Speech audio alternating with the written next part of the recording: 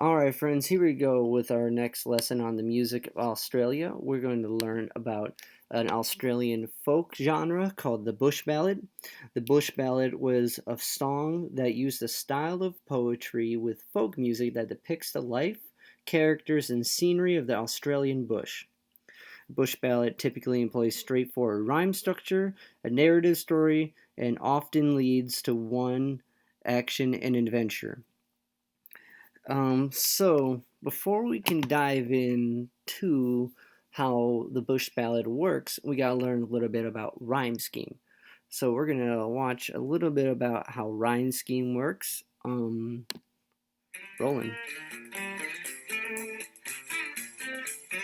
Hello, and welcome to our podcast on rhyme scheme, what that is, and how that matters for poetry. Let's go ahead and dive right in.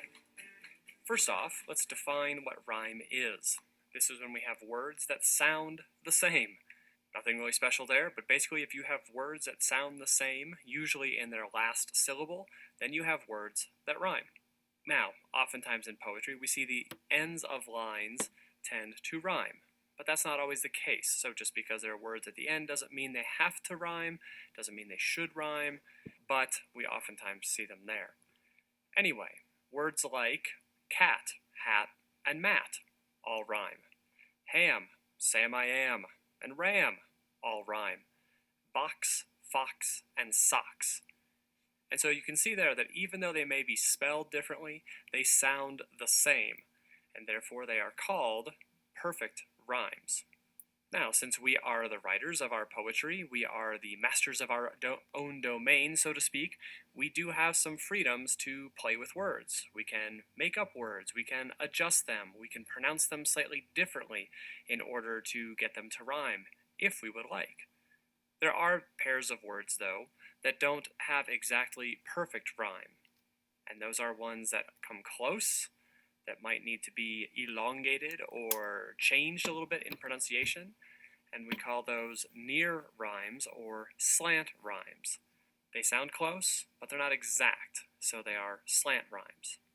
An example of slant rhyme might be something like this: mozzarella, parmesan, eat your feta before dawn. So parmesan and dawn sound pretty darn close, but they're not perfect rhymes. We would call that a slant rhyme. So why does this matter? What do we do with this when we are reading poetry? Usually, we can identify a rhyme scheme. But some, not all poetry, tends to have rhyme. And so we are able to discern how the ends of lines start to rhyme. Rhyme scheme, then, is the pattern of those endings. The way we label them is to use the alphabet, so that we look at that and we keep track of the rhyme scheme throughout the entire poem. So let's take a look at some examples. In order to create rhyme scheme, we are going to label the ends of the lines that rhyme, and we're going to use letters of the alphabet for words that do rhyme. For example, here's a song, but we can treat it as poetry. So it says, step 1, you say we need to talk. He walks, you say sit down, it's just a talk. Okay, great. Talk and talk are basically the same word. They rhyme. We'll give them an A. So from now on, anything that rhymes with talk in this whole poem will get an A at the end of its line. He smiles politely back at you. You stare politely right on through. You and through, they rhyme. They're going to get the next letter. That's B. And so throughout the poem, you would just match up the letters with the words that rhyme. So all A's will rhyme, all B's will rhyme, C's, D's, etc. You don't start over every stanza, you start over every poem. So that letter maintains its rhyme throughout the entire poem. Okay, so this is pretty specific to poetry, but we can take this form and learn from it. So at the beginning of a line, if it says one line that rhymes with the next, we can label that as A. Same with the next two. Politely back through, politely back at you, politely back through, that's B. So we take each rhyme we find and we give it a letter. So that way we can compare throughout the whole narrative how many times they refer to those words. So let's check out an Australian bush ballad. This guy is the first, the guy who kind of coined the term, he was the kind of forefront of the Bush ballot, Banjo Peterson, and this video is one of his tunes, one of his recordings, and someone animated the video, so it's kind of funny. And we're going to look at the lyrics. I had written him a letter, which I had, for want of better knowledge, sent to where I met him down the Lachlan years ago. He was shearing when I knew him, so I sent the letter to him just on spec, addressed as follows: Clancy of the Overflow.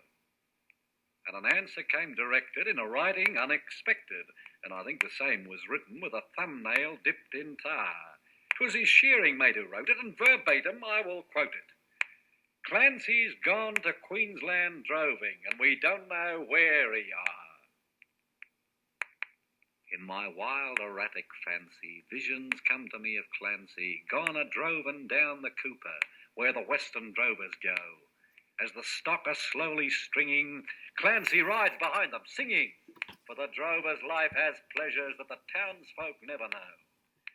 And the bush has friends to meet him, and their kindly voices greet him in the murmur of the breezes and the river on its bars. And he sees the vision splendid of the sunlit plains extended, and at night the wondrous glory of the everlasting stars. I am sitting in my dingy little office, where a stingy ray of sunlight struggles feebly down between the houses tall. And the fetid air and gritty of the dusty, dirty city, through the open window floating, spreads its foulness over all. And in place of lowing cattle, I can hear the fiendish rattle of the tramways and the buses making hurry down the street. And the language uninviting of the gutter children fighting comes fitfully and faintly through the ceaseless tramp of feet. And the hurrying people daunt me, and their pallid faces haunt me as they shoulder one another in their rush and nervous haste, with their eager eyes and greedy and their stunted forms and weedy. For townsfolk have no time to grow, they have no time to waste. And I somehow rather fancy that I'd like to change with Clancy. Like to take a turn at droving, where the seasons come and go, while he faced the round eternal of the cash book and the journal. But I doubt he'd suit the office, Clancy of the Overflow. Okay, so that was a handful of poems. That wasn't just one. That was quite a few. Let's see if we can see the poetry within here. Let's see if we got them listed. It doesn't look like we do, so I'm going to pull that up.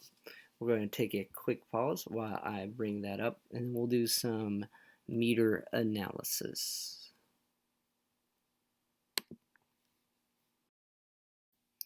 Alright friends, we're going to check out this poem by Banjo Peterson, and we're going to see the rhyme scheme stick out.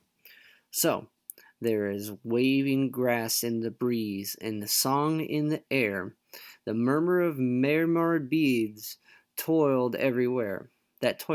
So, check this out. We got an A, B, because they don't rhyme, but breeze in bees rhymes, so that's A, and air and where rhymes, so that's B.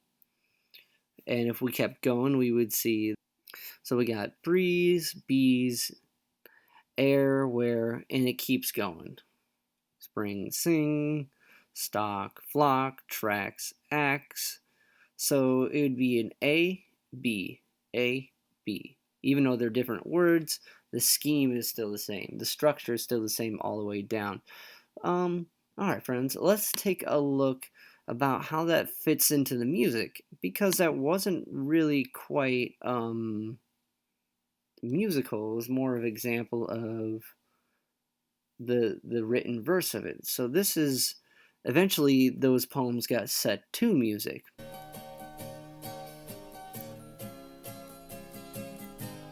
I had written him a letter which I had, for want of better knowledge, sent to where I met him down the Lachlan years ago.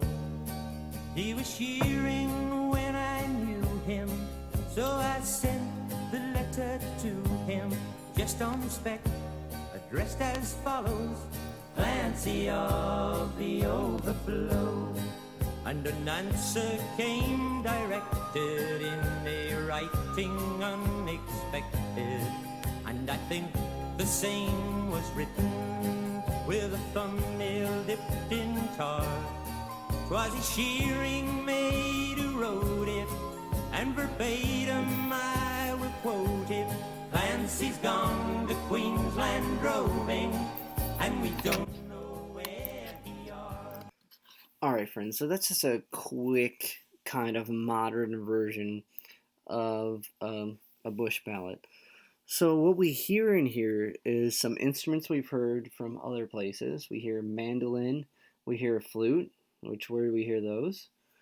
Mandolin with our Italian music and flute with our Viking music. And we're also seeing the narrative of an A-B rhyme scheme, not as straightforward. It's A, B, C, D. And we are hearing a narrative that, if we listen to the whole thing, would be kind of straight through.